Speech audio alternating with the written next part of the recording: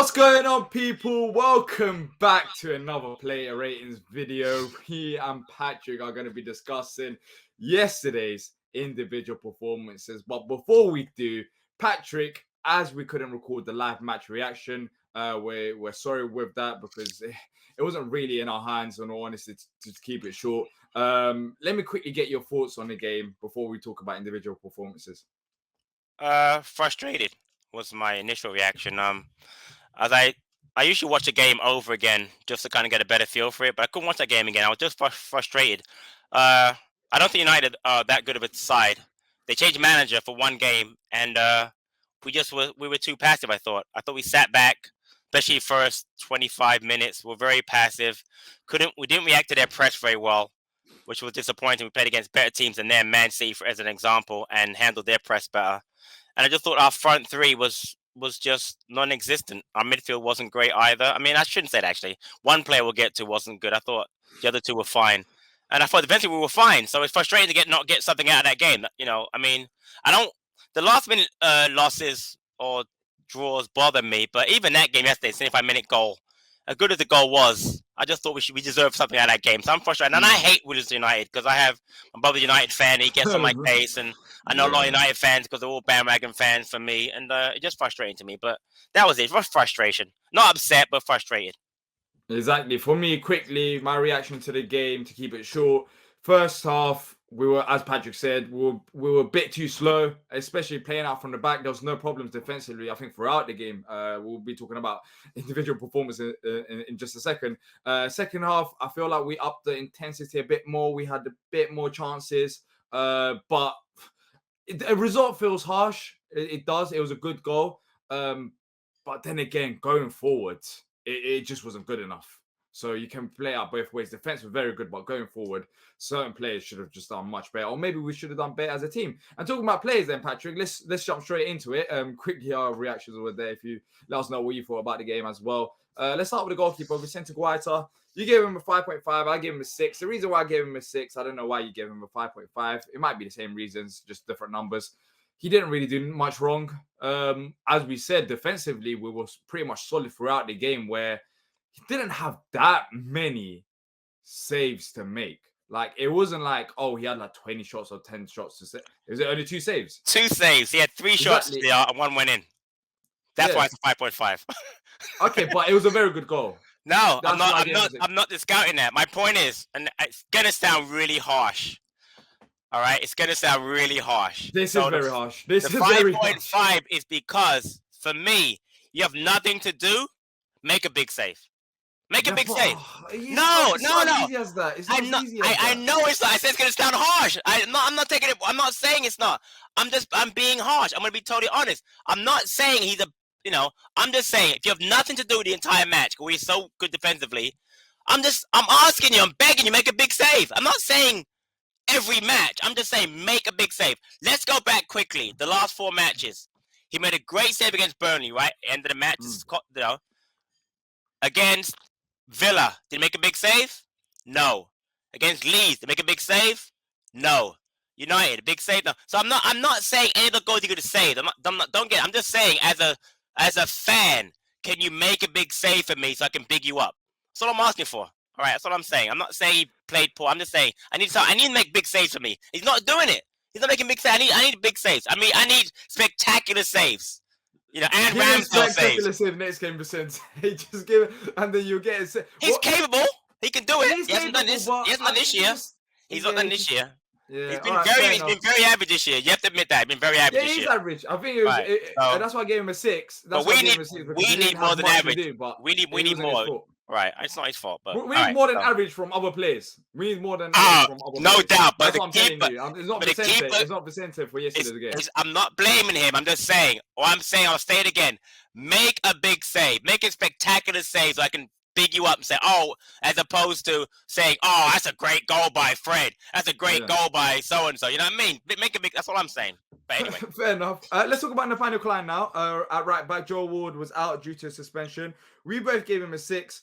It was his first start in a very long time. I actually don't know when he last started for Palace. It must have been under Hodgson. I can tell you, they said it was March of 2021. which is a very long time ago for a Yeah. professional football Right. player to Right. not play football. But it was a hard test for him as well, facing against Jadon Sancho. You know what? It was 6. We both gave him 6. But for me personally, at times defensively, especially in the first half, it did seem like United were targeting him all game long, and at times they did get through, but he did have the support. Going forward, he didn't offer as much as he should have. He was much better in previous games that he's played for Palace. But then again, we're talking about from March to December. That is a very long time that he hasn't played. But yeah, I think it's just an average performance. He has some good moments and some bad moments, but considering that he hasn't played for a very long time, he had a solid game. Honestly, I could have given him higher. The reason I marked him down was 2 things. One, he had a 61% pass success rate. He basically Yeah, wanted to that's get the rid of the ball when he problem. had Yeah, it. You know, yeah, taking it back for him was difficult. And 2 is that I just thought that, as you said, he didn't get forward enough. But having said that, because you're not using that 4-2-2 system, 4-2-2-2 system, I don't think that our manager wanted him to bump forward because they were using their fullbacks, Telles and Darlow, to get forward. I think he wanted him to sit. And again, you're marking Jadon Sancho, an England player, one of the best players around. And I don't think Jadon Sancho did much yesterday. So I could have given him a little high. Just like I said, I thought he looked a little bit nervous playing out the back and getting rid of the ball. But as far as defensively, he did nothing wrong yesterday. And for a player that hasn't played in almost in 9 months, I think I have to go give him credit. Got to give him credit for that. So yeah. James Tomkins, we both gave him a 6.5. You know what? With Tomkins, we've been talking about him a lot due to Anderson being out, but he actually didn't have a bad game yesterday. He's getting better. I gave him a 6.5, and we're going to be talking about Mark Guehi as well, due to the reason when he had the ball on his feet.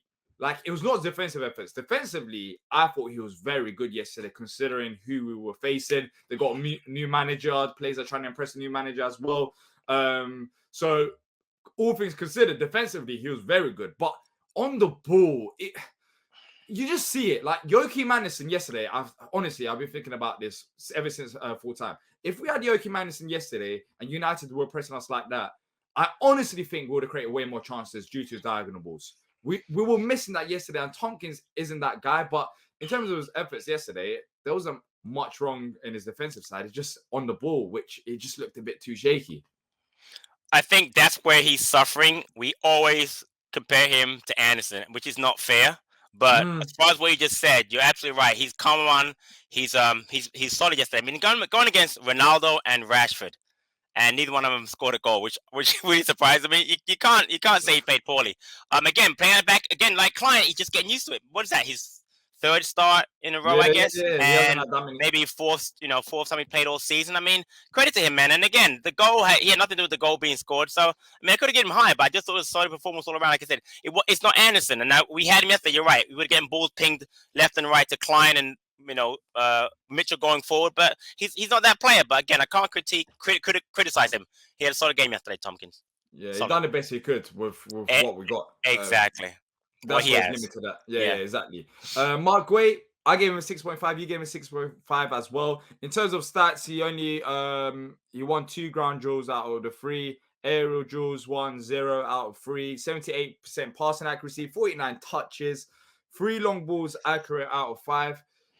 It's just it's you know what it is, yeah? It's the first half for me. First half with United's pressing. Both Tomkins and Mark Guehi, Mark Guehi, you know what it is? Mark Guehi is very good on the ball when he's running with it. But he didn't have the opportunity because of how United were pressing him. And as a result, on the ball, he wasn't as good as he normally is. But off the ball, there were some key moments where he could have easily switched off, but because he was on it all game long in terms of concentration, he managed to get the runs in behind with Ronaldo and some other players as well. So I don't think once it's like we're echoing what we said for Tomkins. For me, anyways, it was the offensive efforts rather than defensive efforts for me. That's why I gave him a 6.5, which wasn't a really bad performance in the first place. Yeah, it wasn't bad at all, and I think his speed helped us a lot, especially with Rashford and Ronaldo. Ronaldo may be 38 years old, still very quick, and Tomkins doesn't have that speed. So Guehi did a lot of, I don't know if you noticed, he did a lot of recovery runs, a little bit deeper than Tomkins. I thought he had a solid game. Again, I'm not criticizing him with 6.5. I'm just saying that had we gotten that point, which we deserved, easily could have got 7.5 for that performance. Again, just because the team lets in a goal, his performance levels drop. But as far as how he played individually, I thought it was very solid. Again, you're absolutely right. Him and Anderson have a better chemistry together and play differently. So Guehi, I think, is a lot more conservative with Tomkins next to him. But as far as how he played yesterday, I thought Guehi played fine yesterday. And then the final play in the back line was Mitchell, 6.5 as well. We're just giving everyone 6.5 today. In terms of stats, ground duels 1, 6 out of 7. Very good defensively. 71% passing accuracy, 66 touches. Got 1 cross successful out of 2 as well. Overall, I think Mitchell was very, like, he was up there. October player of the month as well. I only gave him 6.5. What was your reasons for your rating? Again, I don't think. Again, I'm only easy going to be a higher rating. The only thing thing I like about Mitchell, again, I'm watching again. He and Wolf really link up well. We get a lot of our attacking joy from the left side. We have to get more from the right side to balance it off.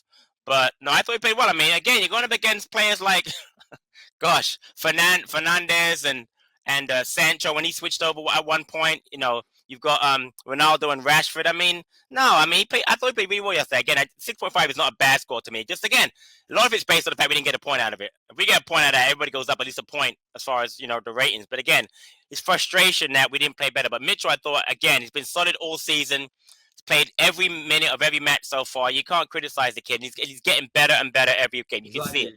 Exactly, he is getting better. He doesn't look out of place. And interestingly, what do you think about him taking corners? I thought he was very good at them. That was interesting because you know what? I did notice that because at that point we didn't have Eze on the field. Olise hadn't come on yet, and we only had Gallagher. So from that side, I actually liked him. I thought you're absolutely right. One of them was very good. One of them actually in the second half, I think Tomkins might have got a head on it, and we created a little bit of a confusion in the box. So no, I have no problem with him going up. So no, I thought he actually that's a great point, Dee. I forgot he did take corner in the second half, and I thought he was very solid doing that. So yeah. Yeah. Kouyate, both gave it 6.5. My only problem with Kouyate is I'm going to get the stats up here to look at his performance because I haven't actually looked at his stats yet. I thought defensively, once again, he was there. He knew his role. He done it well. But there are times where we've talked about it. Kouyate is not that guy going forward with the ball on his feet. Like, he's just not. With like balls over the top. He doesn't offer as much, and that's one area that is lacking. And when United press you, it doesn't help when you got a player like that. But in terms of defensive efforts, there was nothing wrong with that. But then again, I'm not going to blame Kouyate for it because that's not something new. Like, we knew about Kouyate. But once again, even though I'm saying this, I don't think he had a bad game in midfield. I think of our midfielders, he to me was probably the best one. And what I liked about him was his defensive efforts. I mean, you're going up against, again, Rashford and Fernandez kind of tucked in a bit more. You got McTominay and Fred behind him. I thought he played well. I mean, I don't know if you remember, at one point he and Tomkins had a double block on a shot. We haven't done that in a while. I mean, we kind of stopped blocking shots. So I thought Kouyate played well.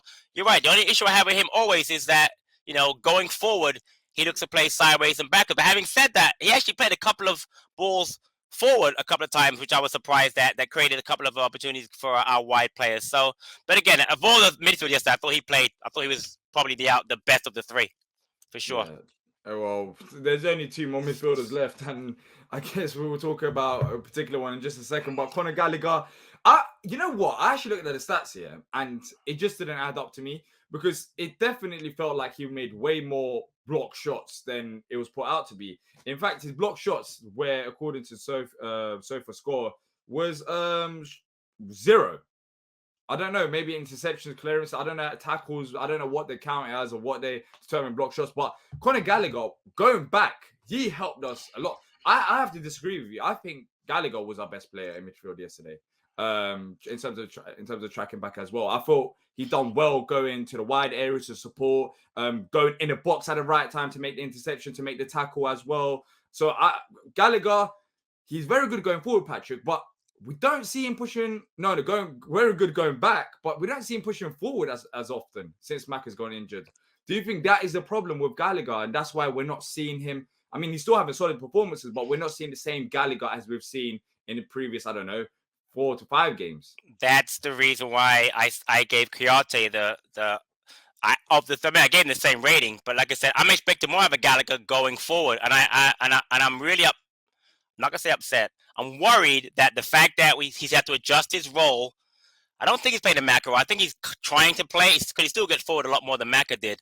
The problem I have is I mentioned is that when Gallagher's given that freedom to get box to box, he supports the center forward, especially Benteke, a lot. And if you go back to 3 games ago, Burnley, where that great pass from Anderson went to him and that great ball he played in for Benteke to score. He's not doing that anymore because he's not that far forward. And that's hurting him. That's hurting our forward play, which we'll get to in a moment. It's really killing Benteke because bar crosses, he's not getting as many chances to score, which is why he's not scoring as many goals in the last 3-4 matches. So, 2-3 matches, sorry. So, for me, as much as I really love Gallagher, this new role for me is not going to work if it takes away from him being that late arriving Lampard type of midfielder. I've got no problem where he plays because he's still playing extremely well for us, but his changing role is going to hurt us. We have to find someone to get Maka's role and get Gallagher back in the role because right now, the third guy we're going to talk about now is not doing anything in there, and right now it's Kouyate, Gallagher, and another. And another can be anybody. I'll give it the key from the under-23s right now, but it cannot be Luca, and right now it cannot be Jeffrey Schlupp. Here he is. It can't be. I gave him a 4 because I was just thinking about when I gave Luca a 3. I don't think it was as bad as Luca's performance against Villa. It was worse. No, it wasn't worse. There's no way it was okay. Worse. It was worse. You know why it was worse? He was invisible yesterday. He had 29 touches. He's a midfielder. He had the least touches of anybody on the field. That's ridiculous. Yeah, that's my problem. He was a passenger. Like yesterday, it felt like he was he was just watching the game.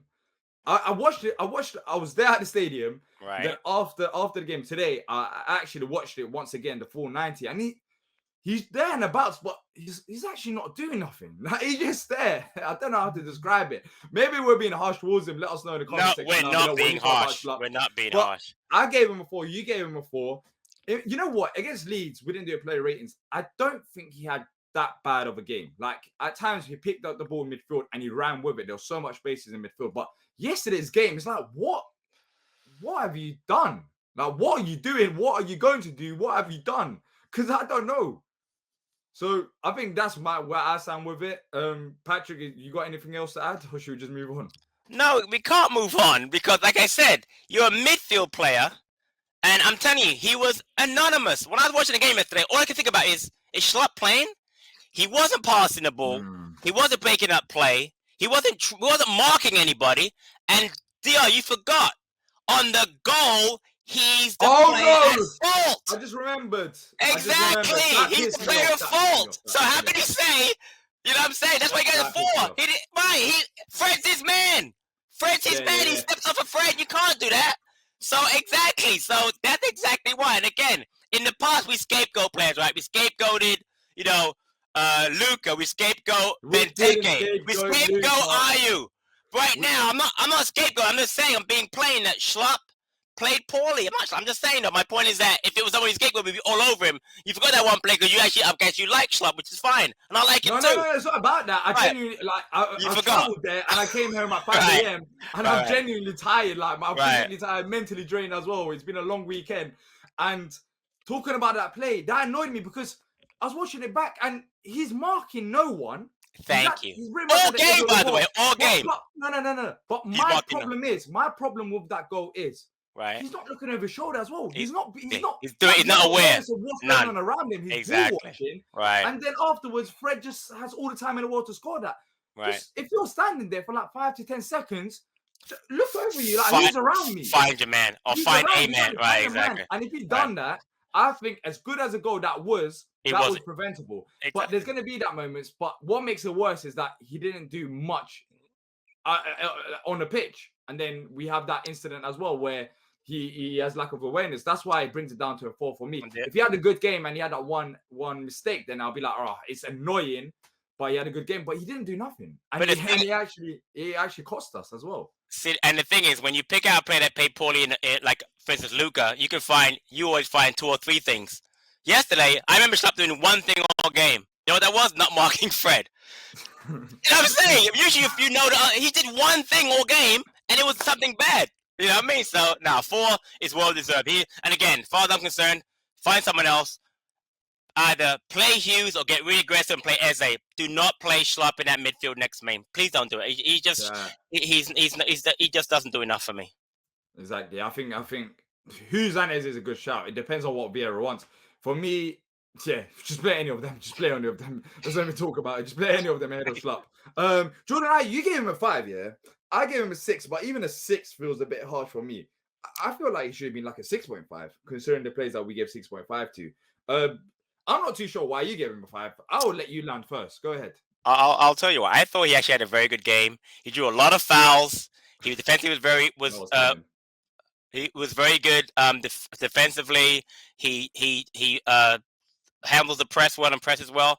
But everyone's going to point to it, the miss.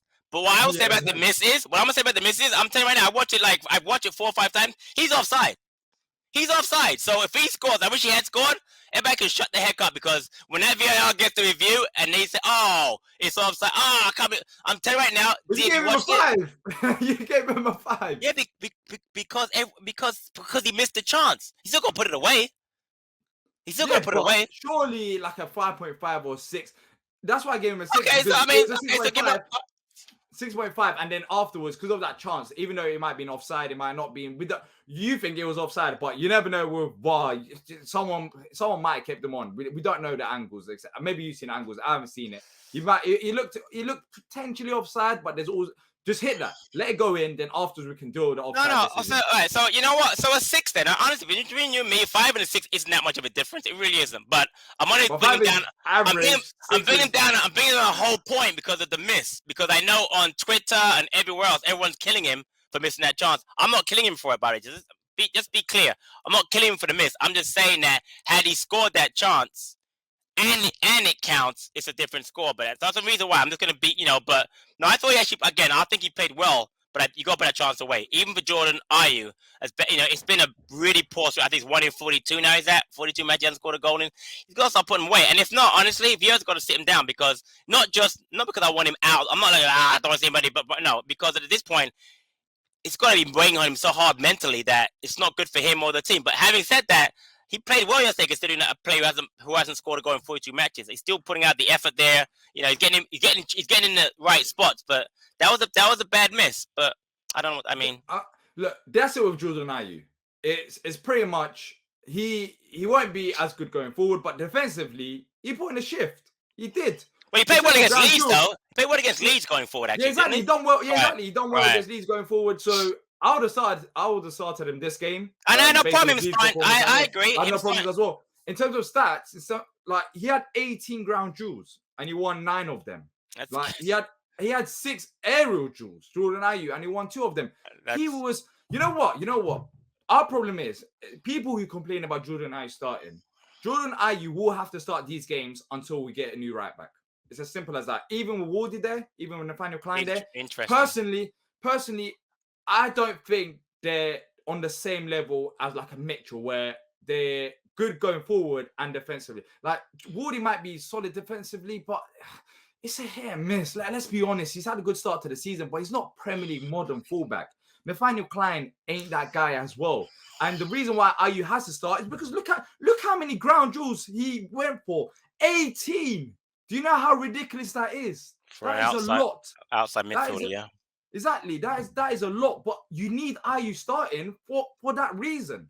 And it's harsh because he might not be as good going forward, but without Jordan Ayew, we will struggle way more because the opportunities that other teams will get. They'll target that side. They'll target. And they targeted that side yesterday, Patrick. Right. They targeted it yesterday, and despite Jordan Ayew being there, they did manage to get through a couple of times. Imagine if Ayew wasn't there. This game felt like a City game to me. The way that we set up, especially in the first half, weren't really pressing as much. We were pretty much comfortable sitting back.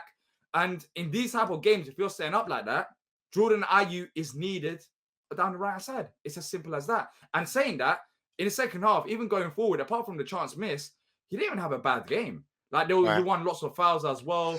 He looked effective going down the right-hand side. It's just in front of goal where the issue lies. I feel like he has improved over the past 2 games, but that's what you're going to get from Ayew. It really is. And until we get a new right back, because it's not Wardy or Klein issue, it's not like we got a massive issue there and they can't defend. it's just not the modern right back. You see it when we're going forward, Mitchell runs forward, but we're going to a back three, and Klein is part of that back three because down the right side, Vieira doesn't trust them players. I honestly don't think he trusts Wardy or Klein, and I get it. It's not nothing That's personal. interesting. They're just not them players, and that's Right. why we do go to a back three. So that's I talked about a lot about Jordan Ayew there, but Ayew is needed. He is needed in certain games. And yesterday he put in a solid shift. And if you took that chance away, then you could have easily been one of the better Palace players coming out. No, I mean you make great points, and again, I only marked him down because of that. But a 6 to me is very, very fair. Like I said, I wish he scored. I mean, I'm the kind of person that I root for players who aren't doing well, and I really want that. I want to score really, really badly because I think that he takes a lot of abuse from our fan base. It's to the point where it's getting ridiculous now, and there isn't anybody replacing right now. You're absolutely right because I want to see Olise play. He's not ready to start. He's just not. Not because he's only 19. He just doesn't have that mentality you need to have to start matches. He's great going forward. That's why when he comes on in later matches, why we're so effective. But you need to have someone, you're right, that's going to protect that right back, and it's not going to be those two. And again, honestly, the drawing of the foul people make fun of, but he draws a lot of fouls against us that release a lot of pressure. And that's key. It's really big. It's a big deal for us. Yeah, it really is. So yeah, like, especially when you're away from home at Old Trafford, like this is not the same Man United. If it was under Oli, then it would be a whole different sscenario. But they literally got a new manager. I you wish can see the pressing as well. Here. Yep. Exactly. Yeah, we all wish it was under. Yeah. So it was always going to be difficult. Different and them fouls that is winning there, it might seem like, oh, you're talking about fouls. Like, come on now, we have to do a bit better than that. But it's important because it slows the game down. It slows the game down. It stops their momentum. Like these little things add up. And he done like even now I'm talking about Jordan Ayew. I gave him a 6, but he could have easily been a 6.5. In fact, I'm gonna change it now to 6.5. And I'm changing mine to a 6. You're right. It's a 6. Exactly. You're right. 6.5. And if we got a point out of that game, he could easily be like a 7. Absolutely. That's where I stand. Benteke 5.5 for me. Quickly, Patrick. I just don't think he got the chances that he should have had. There was some good moments with him and Wilf in the first half with the link-up play. But there wasn't really anything in it, to be fair. And the one thing that annoyed me the most is that I understand our style of play in terms of playing out from the back, but there was moments, I think Wilf went back there and just said throw it up. There were moments there where you just boot it to Benteke. Just boot it to Benteke and just let's push up the field instead of trying to play out from the back. And when we did boot it up, he was decent in the air. I haven't got the stats out with me right now. But once again, he didn't get the service in front of goal. And yeah, it was 5.5 does seem a bit harsh. I think even him now thinking about it could easily be a 6. But what do you think of his performance yesterday? Well, as far as duels won, he won 8 duels, he lost 6. But here's the thing you make a great point. Here's the thing that's telling. He had 21 touches. I mean, I know he's a striker, but he's not getting the ball. And you're right. I mean, he got up against Maguire and Lindelof. I mean, we've seen Maguire in the past against versus Palace. Get the ball to him. Let him go at him. You know, boot it up there. Let's get out. Yeah. And I was watching the game again. When we did do that, like there were times where we caused them problems. Like Maguire's heading it. Freddie. We never put them under pressure at all. That's the best way to put them under pressure in that game. I think that was the problem.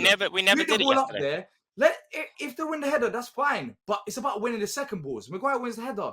Conor Gallagher, Kouyate, Schlupp, they should be on Fred and McTominay on their touch.